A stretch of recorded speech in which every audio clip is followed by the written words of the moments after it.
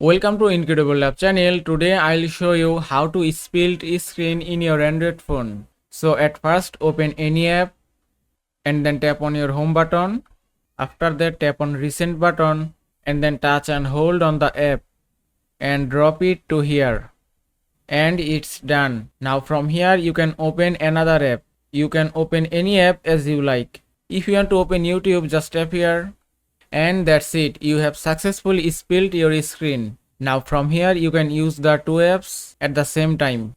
Now if you tap on YouTube, then you can control YouTube using your back button. And then if you tap on message app, then you can control your message app using your back button. Now from here if you want to change any app, just tap on this icon and then tap on three dots. Now from here you can open any app. If you want to open Facebook, just tap here. And here it is. Also if you want to go back your full screen, just tap here again and then tap on this X icon and it's done. And that is how you can spilt a screen in your Android phone. I hope this video was helpful. If it was, please give it a thumbs up and don't forget to subscribe.